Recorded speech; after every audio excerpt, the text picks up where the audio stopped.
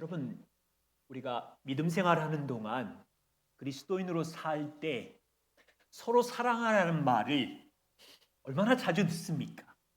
설교 시간, 성경 공부 시간, 완전 단골 메시지로 듣지요.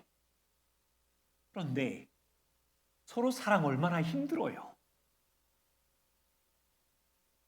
예수님께서 다락방에서 죽기 몇 시간 전에 너희가 서로 사랑하면 그걸 보고 모든 사람이 너희가 나의 제자인 줄 알 거야 라고 하셨어요.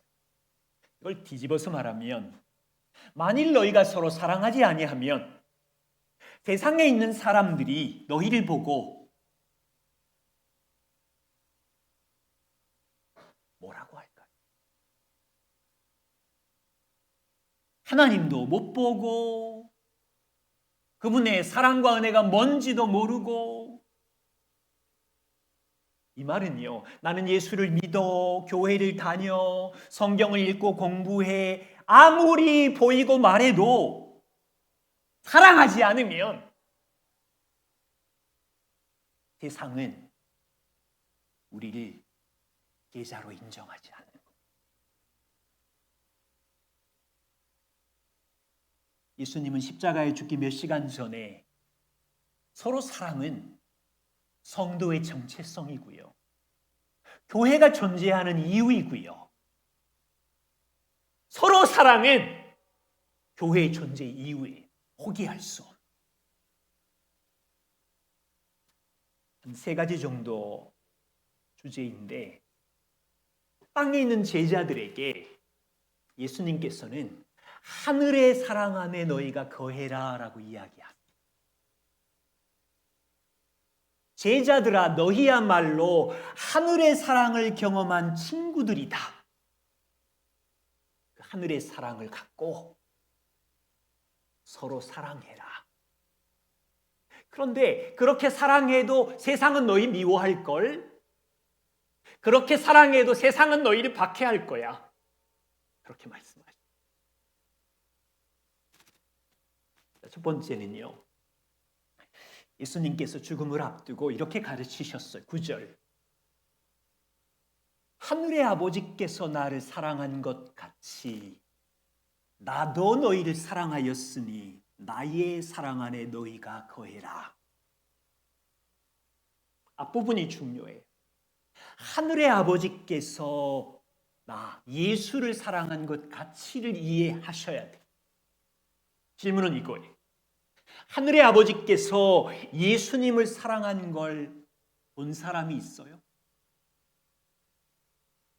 부부는 영원자이신데 영원 전부터 하나님 아버지와 아들 예수님은 서로, 아버지는 아들을 사랑하셨는데 이것이 어떤 사랑인지 아는 사람이 있어요? 피조물인 우리들, 100년도 못 사는 우리가 어떻게 영원한 하나님과 아들이 사랑한 걸 알 수 있겠어요? 아브라함도 몰라요. 바울도 몰라요. 아무도 몰라. 역사의 한 사람도 하늘의 아버지와 아들이 어떻게 사랑하셨는지 전혀 알 수가 없어요. 오직 예수님만이 이 사랑을 경험했거든요. 그래서 별명을 붙여야 돼요. 하늘의 사랑. 예수님만 경험한 하늘의 사랑. 쉬운 예로 여러분 가정에 고양이, 귀여운 사랑스러운 고양이를 키운다고 합시다. 그 고양이의 주인인 10대 친구가 갖고 있는 스마트폰을 고양이가 이해할 수 있어요? 고양이 주제에 어찌 인간의 최첨단 스마트폰을 이해하겠어요? 불가능하죠. 그런데 어찌 애완동물 주제에 그 고양이가 그 집에 있는 아빠와 엄마의 찐 희생적인 사랑을 고양이가 알 수 있겠어요? 그처럼 땅에 있는 피조물인 우리들이 어떻게 하늘의 하나님 아버지와 아들의 영원한 하늘의 사랑을 절대로 알 수가 없지요. 제자들은 하나님 아버지와 아들의 사랑을 알 수는 없지만 아는 게 있어. 나도 너희를 사랑하였으니. 하나님의 아들이 땅에서 예수님이 제자들을 사랑한 건 제자들이 알잖아요.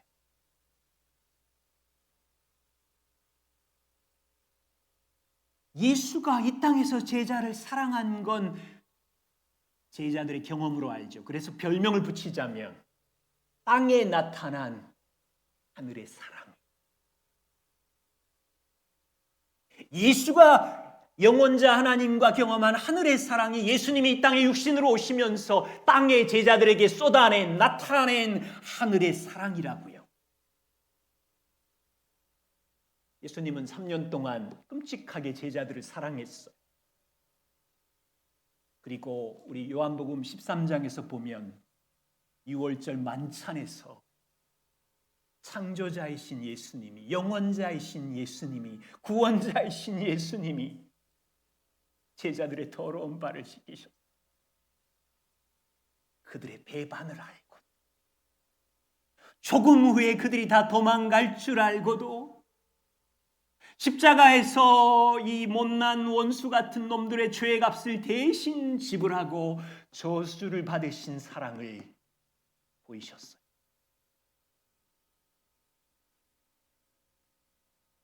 저와 우리는 하늘의 사랑, 아버지와 예수의 사랑을 전혀 알 수 없지만 예수님께서 땅에 계셨을 때 제자들을 어떻게 사랑했는지는 알 수 있지. 하나님 아버지의 사랑은 무엇입니까?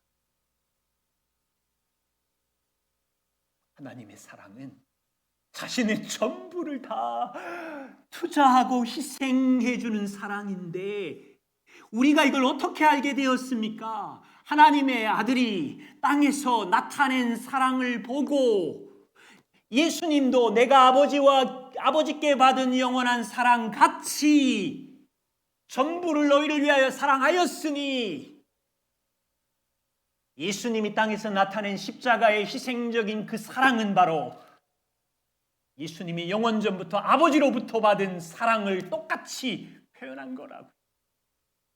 십자가의 사랑은 하나님의 사랑이었어요.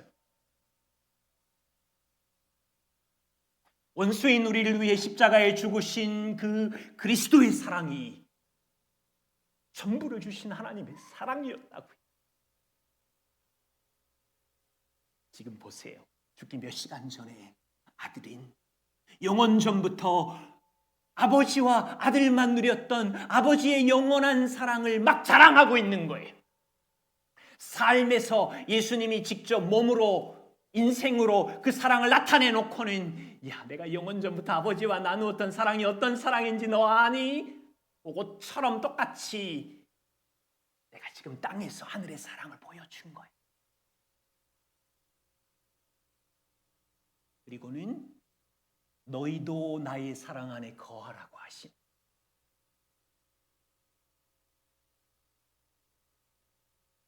예수님이 누린, 아버지와 누린 사랑 안에 너희도 들어와서 같이 거하자. 10절을 잘 보시면 어떻게 예수님은 하나님의 사랑 안에 거하셨지? 이 원리를 찾아야 돼. 내가 아버지의 계명을 지켜 아버지와의 사랑 안에 거한 것 같이 너희도 내 계명을 지키면 내 사랑 안에 거하는 거예요. 다시 잘 보세요. 여기 예수님이 어떻게 영원한 아버지의 사랑 안에 거했는지 원리를 얘기하시면서 그처럼 내가 아버지의 계명에 순종해서 아버지와의 사랑 안에 거하였던 것처럼 너희도 똑같이 내 계명 말씀에 순종함으로 내 사랑 안에 거해라. 아버지의 말씀에 순종함으로 예수님이 아버지와의 사랑 안에 거한 것처럼 순종과 사랑이 같이 굴러가는 거죠. 근데요, 재밌는 건 우리는 좀 망가져가지고 순종 그러면 억지로 하는 강요, 의무처럼 생각해요. 사랑이라고 생각 못해요. 왜 그랬을까를 고민해 보면 아마 이 시대 문화의 영향이 큰 것 같아요. 특별히 요즘 시대. 이 시대 문화는 자기 욕망대로 하도록 내버려 두는 걸 사랑으로 생각해요. 데이비드 폴루슨의 말을 보십시오. 대부분의 사람들은 무조건적 사랑에 대해서 이렇게 생각합니다. 너는 괜찮아. 하나님은 너가 망가지든 어쨌든 있는 모습 그대로 다 받아주시고 사랑하실 거야. 내가 누군가의 뜻대로 하지 않을지라도 하나님 말씀 그냥 없어도 괜찮아. 마음대로 해도 하나님은 항상 내 옆에서 웃고 계셔. 너는 그 자체로 있는 그대로 가치가 있어. 하나님은 너의 가장 흉한 모습들까지도 받아주셔. 너는 그분의 미소를 누리며 평안히 쉴 수 있어. 여러분, 이것이 하나님의 진정한 사랑과 완전히 반대되는 이 시대의 철학이라고 데이비드 폴루스는 말했어요. 이 시대의 사랑은요, 기억하셔야 돼요. 굉장히 상대적이고 다원주의 철학하고 연결되어 있어가지고 사랑을 우리 젊은 세대뿐 아니라 대부분 많은 사람들이 강요하지 않는, 내버려 두는 그 사람을 존중하는 걸 사랑으로 생각해요. 심리학이 이게 영향을 받아갖고 무조건적이고 긍정적인 배려를 사랑이라고 생각해요. 우리 시대의 문화의 사랑은 어떤 것도 강요하지 않는 무조건적인 사랑을 박수치고 있어요. 어떤 질서도 어떤 규범도 요구하지 않으면서 그대로를 받아주는 사랑, 이게 이 시대 문화의 사랑의 흐름이라고요. 제멋대로 욕망을 따라 살아도 내버려 두는 게 사랑이에요? 인격을 존중해야 되니까? 보세요. 예수님의 사랑은 전혀 달라요. 예수님의 사랑은 이 시대의 문화에 무조건적 받아주는 사랑이 아니에요. 어떤 질서나 규범도 없는 사랑이 아니라고요. 하나님 아버지의 말씀, 그리스도의 계명에 순종할 때 왜 그 계명이 진리고 계명이 행복이고 계명이 기쁨이기 때문에 순종할 때 오는 사랑 안에 거하라고 이야기하는 거예요. 육신의 부모님의 사랑도 같잖아요. 자녀들이 무조건 내버려두는 사랑이 아니시잖아요. 4살, 5살짜리 아이가 맛있는 과자, 단 거 좋아한다고 막 쓰레기통 뒤져가지고 단 거 먹고 있을 때 내버려두는 사랑, 괜찮아, 알아서 잘할 거야. 그래요? 쓰레기통 뒤지는 아이에게 달려가서 안 돼. 돌보고 지켜주는 사랑이지.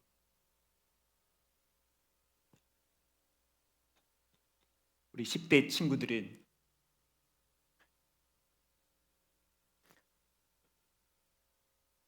부모님의 잔소리가 힘드시죠? 일찍 자라, 친구는 이렇게 사겨라, 약속 지켜라, 용서해라. 이 잔소리가 힘들겠지만 그게 사랑이라고요. 예수님 보세요. 땅에 계셨을 때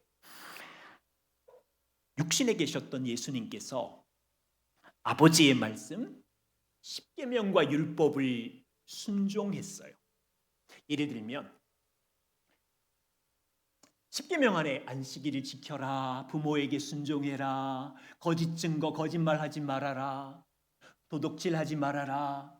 예수님은 즐거이 아버지께 순종했을 때 순종의 동기가 아버지가 무서워서 순종한 게 아니죠. 아버지가 명령했으니까 억지로 의무적으로 순종한 것이 아니지요. 왜 순종했어요? 아버지를 사랑하기에, 아버지의 말씀은 진리고 행복이기에 그 말씀에 순종하면 나에게도 기쁨이 있을 거야. 그래서 순종한 거죠. 자, 오늘 예수님께서 십자가에 돌아가시기 전에 아버지의 사랑 안에 거하는 원리를 가르치고 있어요. 이해하셨습니까? 예수님께서 하늘 아버지의 계명에 순종함으로 아버지와의 사랑 안에 거한 것처럼 남겨진 제자인 너희들도 나의 계명 안에 순종함으로 나의 사랑 안에 거하라. 그리고 11절 놀라운 고백을 하시는데, 내가 이것을 너희에게 말하는 것은 그렇게 함으로 너희의 기쁨이 너희 안에서 충만하게 하기를 원하기 때문이다. 이 유언의 말씀에 숨겨진 예수님의 마음이 얼마나 놀라운지 여러분은 이해하십니까? 몇 시간 후 돌아가시기 전에 예수님의 마음은 하늘의 영원한 사랑 안에 이 제자들이 들어와서 기쁨을 누리기를 원하는 마음으로 마지막 말씀을 하는 거예요. 그것은 여기 남겨진 제자들이 하나님 아버지를 사랑함으로, 그리스도를 사랑함으로, 그리스도를 사랑하면 그분의 말씀이 진리고 행복인 것을 알아서 묵상하며 그 말씀대로 순종하면서 남겨진 제자들 안에 기쁨이 충만하도록 원해서 이 말씀을 한 거죠. 두 번째입니다. 12절, 예수님은 떠나시기 전에 내 계명은 이것이니 곧 내가 너희를 사랑한 것 같이 너희도 서로 사랑하라는 이것이니라. 보세요. 앞부분에서는 아버지께서 나를 사랑하신 것 같이, 이건 하늘의 사랑이라 그랬죠. 나도 너희를 사랑하였으니, 땅에 오셨던 예수님께서 하늘의 사랑을 나타내셨죠. 너희는 나의 사랑 안에 거하라 하신 그분이 여기서는 내가 너희를 땅에서 사랑한 것 같이 모든 전부를 준 것처럼 너희도 서로 땅에서 내가 받은 하늘의 사랑으로 사랑해라. 잘 이해하세요. 제자들은 땅에서 그리스도의 사랑을 경험했지요. 제자들은 그리스도의 사랑을 경험한 하늘의 사랑을 품고 혼자만 행복한 게 아니라 그것을 경험한 하늘의 사랑을 옆에 있는 까칠한 배우자에게, 자녀에게, 로마 사회의 자기를 비난하는 사람들에게 하늘의 사랑을 이웃에게 흘려보내라는 계명을 남기시고 마지막 십자가 위로 올라가시는 거예요. 그렇다면 주님이 말씀하신 이 계명은 성도가 평생 살아가는 생활 방식이죠. 서로 사랑. 주님이 말씀하신 이 서로 사랑은 교회의 정체성이 되는 거죠. 포기할 수 없는 교회의 정체성. 보세요. 이제 예수님의 제자들은 로마 사회가 말하는 사랑의 개념, 우리로 말하면 우리식으로 말하는 기브 앤 테이크의 사랑의 개념으로 서로 사랑하는 것이 아니라 예수 그리스도의 하늘의 사랑을 경험한 것이기 때문에 그 하늘의 사랑으로 서로를 사랑하는 공동체, 교회를 섬기라고 부름을 받은 거예요. 예를 들면 요한을 보세요. 요한아, 너 옆에는 성격이 급하고 다혈질적인 베드로가 있어. 베드로가 너를 급하게 다그치고 성깔 부리고 힘들겠지만 땅의 개념으로는 요한은 베드로를 밀쳐내야지요. 네가 나한테 성질 부린다고? 그러면 나도 분노와 밀쳐냄으로 대응해야지. 땅의 사랑의 개념이겠지만 요한아, 너는 하늘의 사랑을 나로부터 경험하였으니 베드로를 하늘의 사랑으로 사랑해 주지 않겠니? 자, 베드로를 예를 들어 봅시다. 베드로가 예수님이 떠난 다음에 예루살렘 성전 미문에 있는 안진뱅이를 만났죠. 베드로야, 너 성전 구걸하는 안진뱅이, 땅의 가치로는 걷지도 못하는 저 바보, 장애인, 땅의 개념으로는 그 거린 안진뱅이를 손가락질하고 못 본 척해야 되겠지만 베드로야, 너는 하늘의 사랑을 받지 않았니? 네가 3번이나 부인하고 배반해도 내가 너를 용납하고 사랑한 것처럼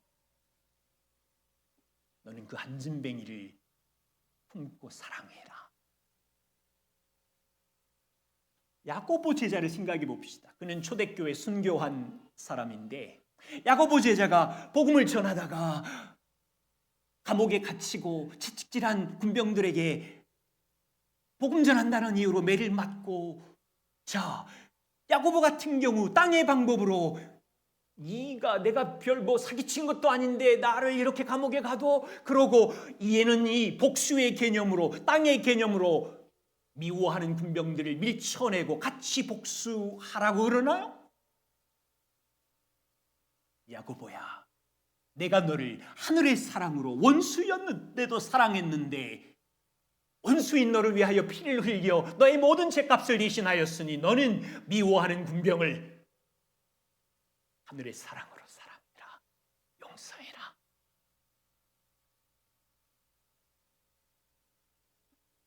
교회의 정체성입니다. 서로 사랑은 존재 이유입니다.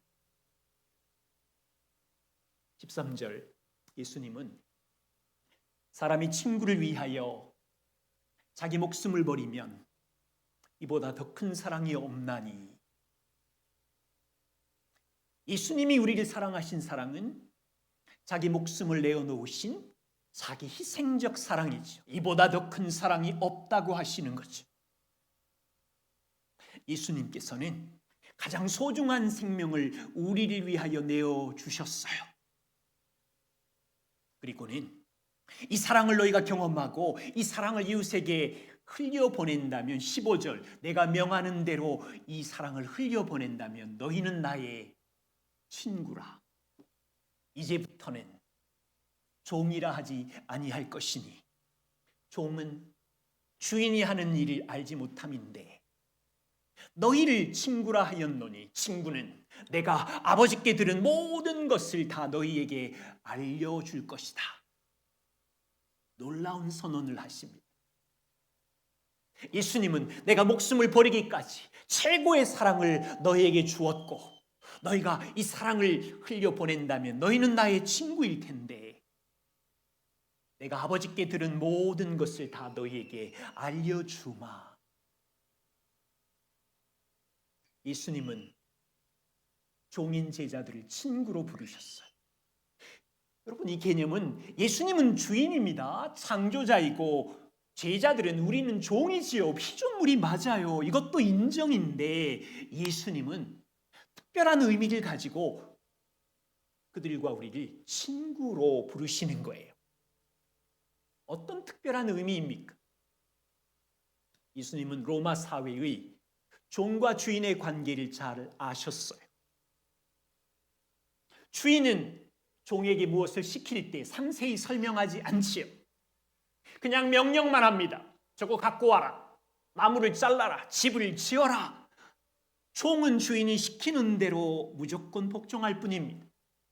왜 하는지, 이유가 뭔지 몰라도 된다. 명령대로 그냥 종은 하는 거야. 예수님은 그렇게 하지 않으신데, 사회에서의 종은 주인의 뜻을 깊이 알지도 못하고 명령을 따라 움직이는 것뿐이지만 너희는 그렇지 않다. 나의 친구다. 영원자 아버지께서 내게 말씀하신 모든 것을 나는 너희에게 말할 것이다. 너희는 특별한 존재이다. 하나님께서 왜 아들을 이 땅에 보내셨는지 아버지의 마음을 너희에게 알려주마. 왜 죄 없으신 하나님의 아들이 십자가에 피를 흘리셔야 되는지 너희가 친구니까 내가 알려주마. 왜 예수님이 성령을 너희에게 보내셔서 너희 안에 사시며 무슨 열매를 맺고 싶으신지 예수님은 하나도 숨기지 아니하시고 가르쳐 줄 거다. 너희는 나의 친구이기 때문이다.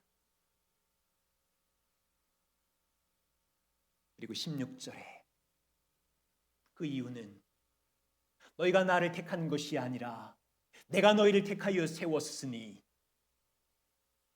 친구로 내가 모든 것을 가르쳐주는 이유는 너희가 인생을 살아가면서 열매를 맺게 하기 위함이다. 열매가 항상 있게 하려고 그런다. 내 이름으로 아버지께 뭐든지 구해봐라. 내가 다 들어주마. 열매가 가득할 거다.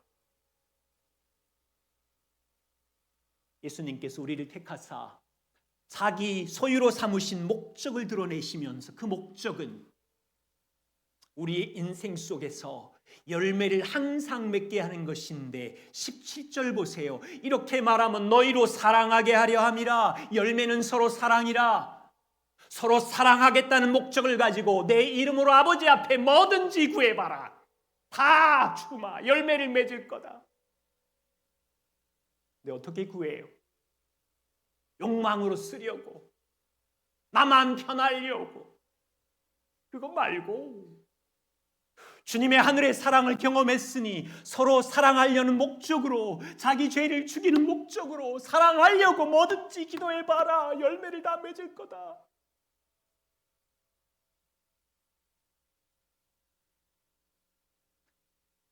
새 2마리가 있었어요. 새 보이죠? 푸른 초원에 둘이 앉아서 들판에 서 있는 허수아비를 보고 말해요. 한 새가 말해요. 저게 사람일까? 옆에 있는 새가 걱정 마, 저건 허수아비야. 질문한 새가 저게 사람이면 어떡하지? 야, 네가 어떻게 허수아비인 줄 알아? 걱정 마, 틀림없이 허수아비야. 스마트폰 안 보잖아.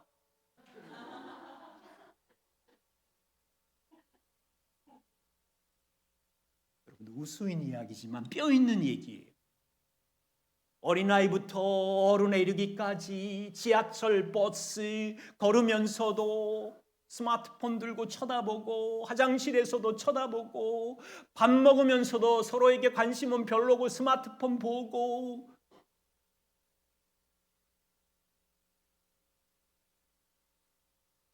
우리가 하나님의 자녀인지 무엇으로 알 수 있습니까?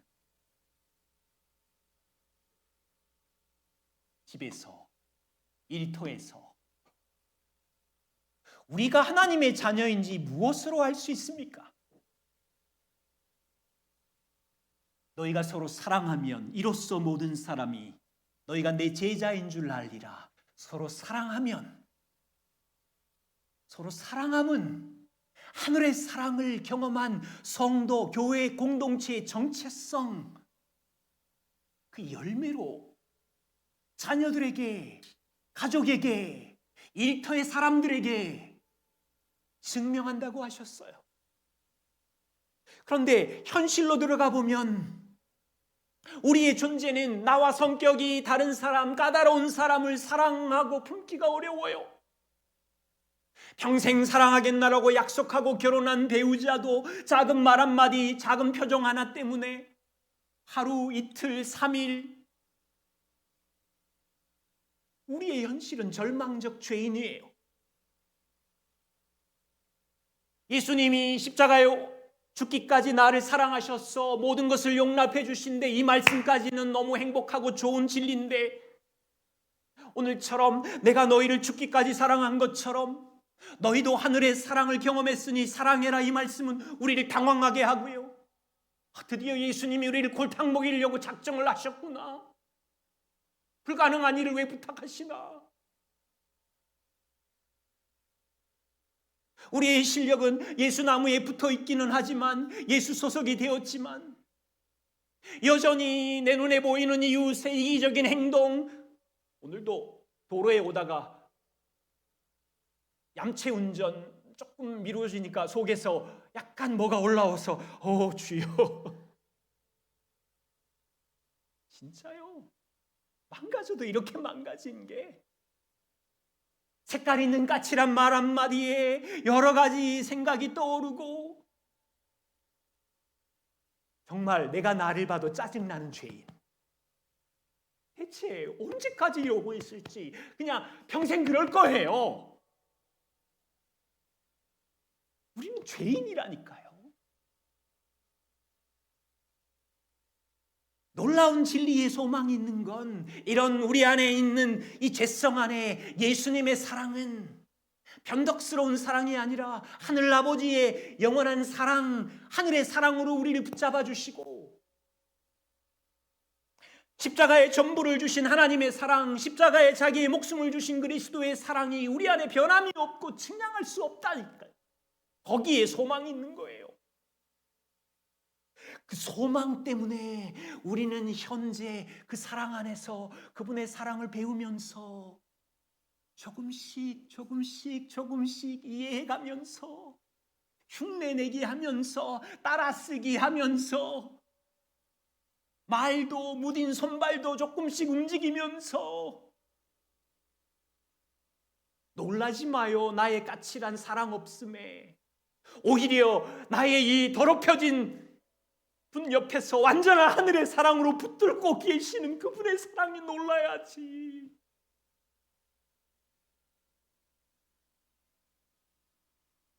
그냥 여유를 가지고 천천히 배워가자고요.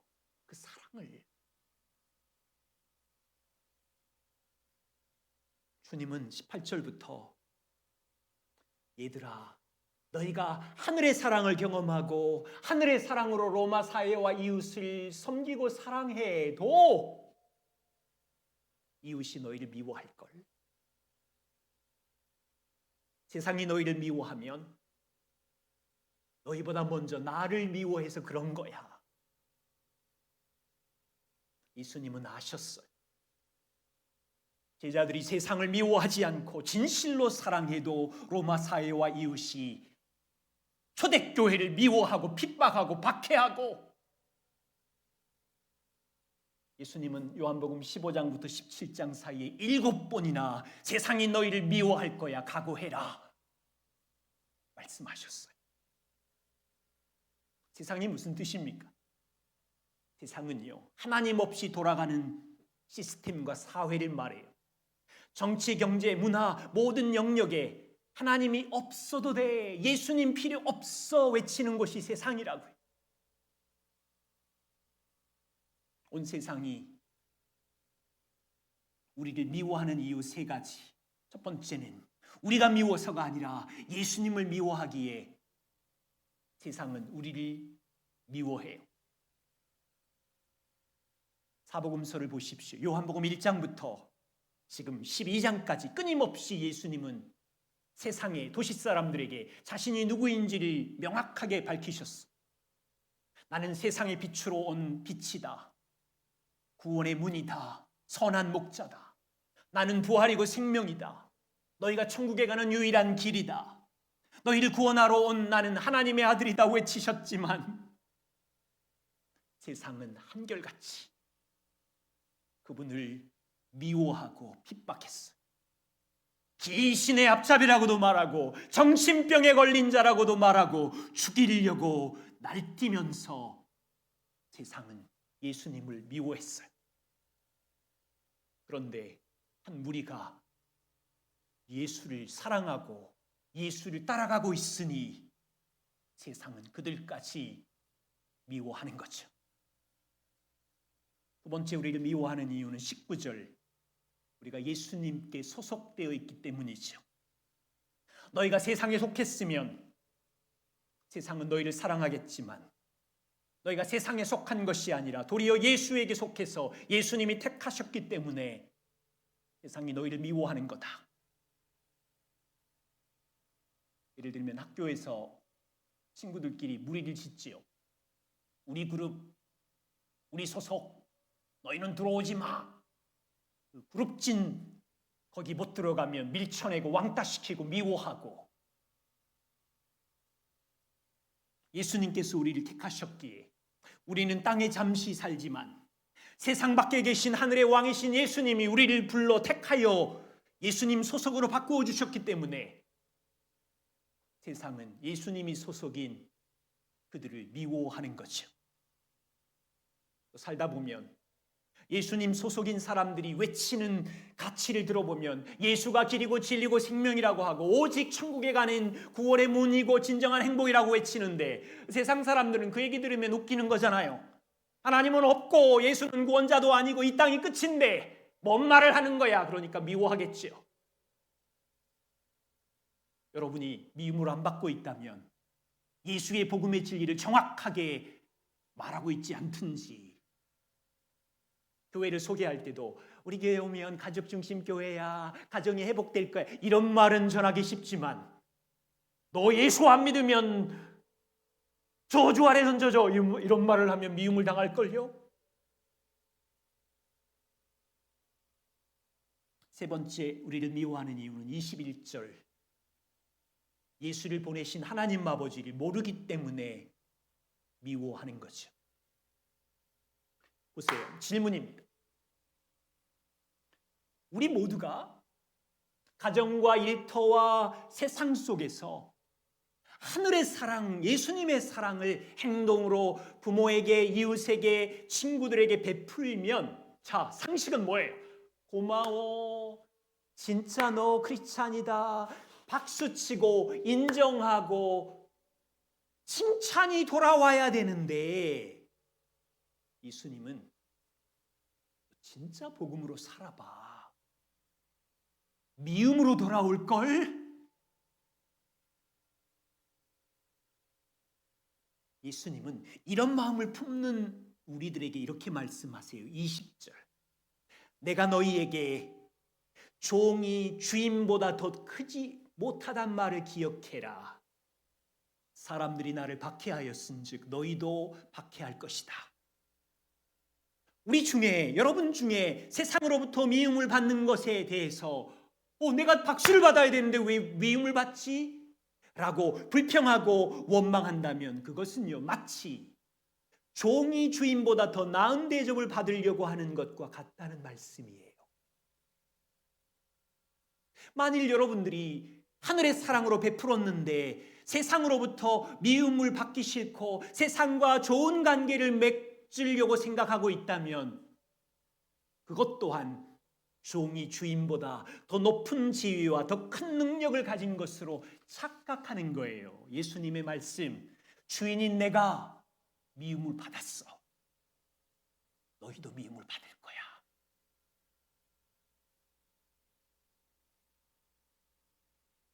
혹시 구정 명절 중에 예수님을 믿는다는 일로 가족들에게 미움을 당한 분이 여기 계세요?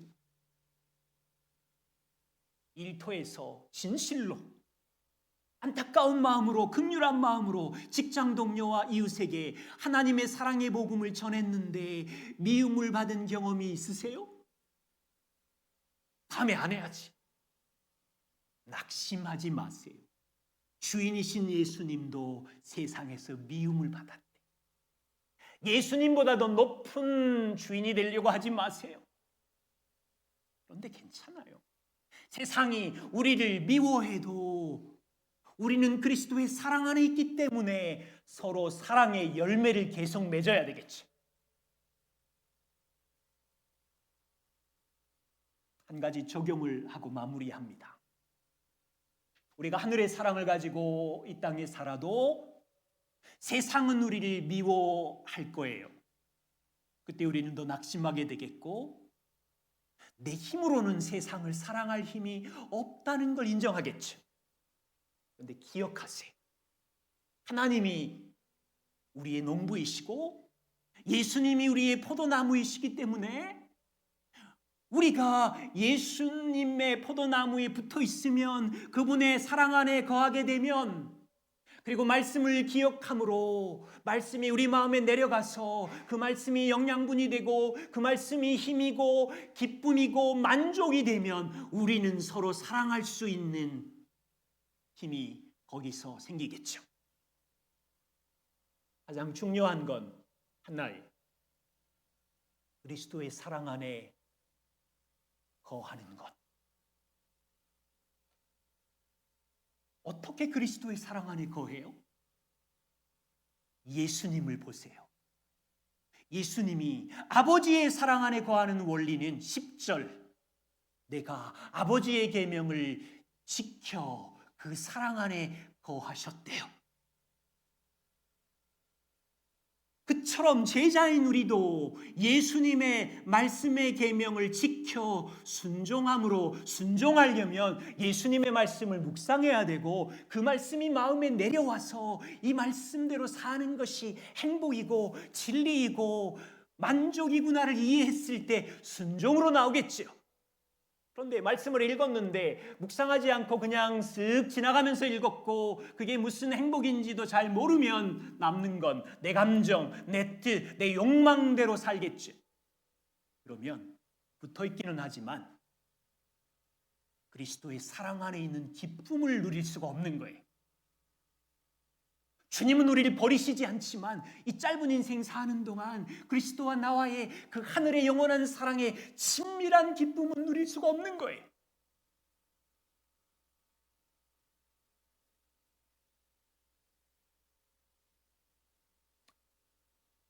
예수님께서 창조자인 내가, 영원자인 내가 이 땅에 내려와서 너희를 섬겼으니 너희도 종이 되라, 섬기라 계명을 주셨죠.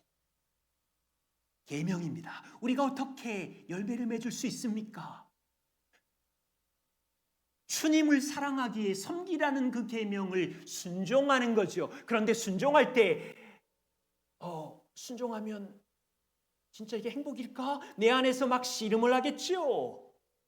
그냥 순종하지 말고 그냥 n분의 1로 하든지 5대 5로 하든지 그게 행복일 것 같은데 이 싸움을 이겨내고, 그래 순종하는 게 큰 자가 되는 거고 섬기는 것이 위대한 자이구나 말씀에 순종하면 그때 그리스도의 사랑 안에 거하는 것이고, 그때 아버지가 누렸던 그 기쁨이 내 안에 샘솟는 것이고. 그런데 순종하지 않으면 말씀은 섬기라고 들었지만 n분의 1로 하자, 적당히 하자, 대충 하자, 잘은 모르겠다 그러면 또 인생은 꼬이고 혼란해지고 기쁨은 도망가고. 하나님은 진실하시죠. 십계명에 보면 내가 진실하니 너희는 거짓 증언하지 말아라. 너희는 정직하게 신실하게 하나님 앞에서 살아라. 하나님은 거짓말하는 분이 아니다. 이게 계명이지요.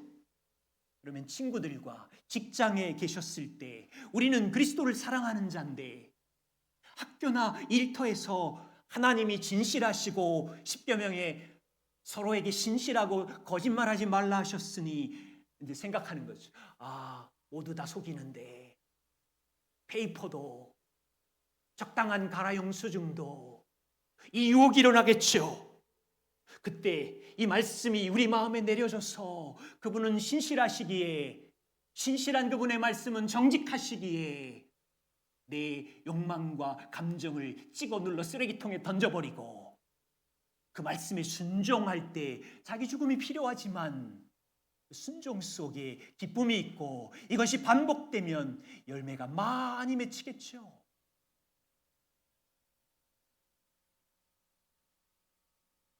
우리는 땅의 기준 내 사랑을 알고 있고 그렇게 사는 세상에 던져져 있지만 땅의 기준으로 살아보세요. 기쁨이 없어요. 낙심되는 일만 투성이에요. 하나님께서 저와 우리를 하늘의 사랑을 경험한 제자들로, 복음을 믿는 자들로 부르시고 급기야는 본색을 드러내서 넌 내 친구야, 모든 걸 다 말해줄게. 내가 영원 전부터 아버지와 누렸던 사랑 안에 들어와라. 거기서 기쁨을 누리자. 그런데 그 사랑 안에 들어오는 방법은 내가 아버지의 말씀에 순종한 것처럼 너희도 나의 계명, 서로 사랑의 말씀을 묵상함으로 가정과 일터와 교회와 세상 속에서 열매를 항상 맺어야 내 안에 들어오는 것이다. 기도하겠습니다.